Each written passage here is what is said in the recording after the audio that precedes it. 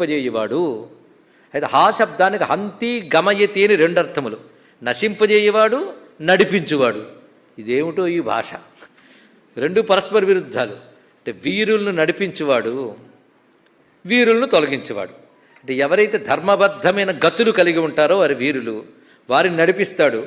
అధర్మపరంగా నడిచే వాళ్ళని సంహరిస్తాడు. వీర రక్షణ. ఎందుకు ఆ పని చేస్తున్నాడు? జగత్ రక్షణ కోసం. రక్షణ ఆయన స్వభావం. అందుకే రక్షణ. ఆయనే సంతః. సంతః చాలా మంచి మాట. సంతః. మన ఉత్తరాదిలో సంతులు అంటూ ఉంటారు. సంతులు అంటే సత్పురుషుల్ని సంతులు అంటారు. అది కూడా సంస్కృత శబ్దమే. అంటే సత్పురుషుల రూపంలో ఉన్నటువంటి వాడు. భగవంతుడు ఎక్కడ ప్రత్యక్షమవుతాడు? సజ్జనుల్లోనే నేను ఉంటానన్నాడు.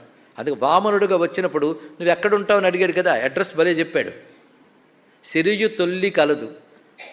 ఒకప్పుడు లక్ష్మణుడు ఎదురే అన్నాడు. ఆవిడ వైకుంఠంలో పెట్టి నేను వచ్చాను అర్థం దానికి. చెప్పేదా నా టెంకి సుజునలందు తరచు చొచ్చుయుందు అన్నాడు. నా టెంకి అంటే నా చిరునామా. నా అడ్రస్ ఎక్కడంటే సత్పురుషులతో ఉంటానన్నాడు. బయటకు వినడానికి బ్రహ్మచారి మహాత్ములతో కలిసి చర్చలు చేస్తూ ఉంటాడు కనుక అలాగా అనుకోవచ్చు. కానీ భగవానుడు సత్పురుషుల్లోనే ఉంటాడు, ఇది అర్థం. కనుక సంత్ అంటే సత్పురుషుల స్వరూపంలో ఉంటాడు. అందుకే శుద్ధ సాధులందు సురళందు శృతులందు గోవులందు విప్రకోటి యందు ధర్మ పదవి యందు తగిలినా యందు వాడెన్నడలుగు నాడు హింసనందు అని తానే తెలియజేశాడు కదా. అంతే కదా. సం తహ.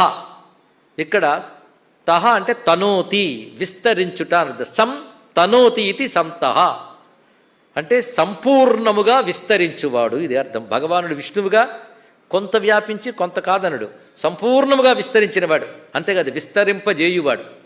సంతనోతి అంటే ఏవైతే మంచివో అభీష్టములో ఉత్తమగతులో వాటిని విస్తరింపజేయడం అంటే ఇచ్చువాడు అని అర్థం. ఇక్కడ మంచిని కలిగించేవాడు అని అర్థం సంతహ అనే మాటకు కూడా.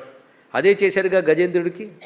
అక్కడ పట్టి నానా రకాలుగా ఏడిపించిన మొసలిని సంహరించాడు గనక వీరహ, చేసి రక్షించాడు గనక రక్షణ, శుభం కలిగించాడు గనక సంతహ, మళ్ళీ జీవింపజేసాడు అది ఏనుగుని, అందుకే జీవనం. జీవన. జీవన అంటే జీవింపజేయువాడు. ఇప్పుడు అంటే ప్రతి వారిలో జీవనోపాయ రూపంతో ఉండేవాడు ఆయనే. నాకు ఏది చేతకాక అడుక్కుంటున్నానండి అన్నాడు, అదొకటి చేతనైంది కదా, వాడు బ్రతుకు తెరువు అది. కానీ ఒక్కొక్కళ్ళు ఒక్కొక్క బ్రతుకు తెరువు రూపంలో ఉన్నటువంటి వాడైన జీవింపజేసేవాడు. ఇంకో రకంలో సర్వజీవుల్ని జీవింపజేస్తున్నాడైనా. అంటే విశ్వస్యకి ప్రాణనం జీవనం తు అని వేదమంత్రం ఉంది. అంటే విశ్వంలో అందరినీ జీవింపజేసే భగవానుడు ఎక్కడి నుండి జీవింపజేస్తున్నాడు? పర్యవస్థిత.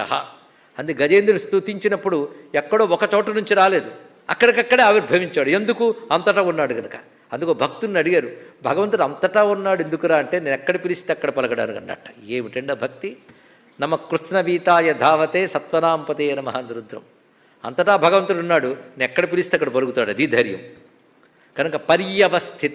తర్వాత నామం జీవన పర్యవస్థిత. పరి అవస్థిత. పరి అంటే పరిత, అన్ని వైపులా ఉన్నవాడు అని నారాయణ యొక్క సర్వవ్యాపకత్వం చెప్పబడుతూ అన్ని వైపులా ఎలా ఉన్నాడు?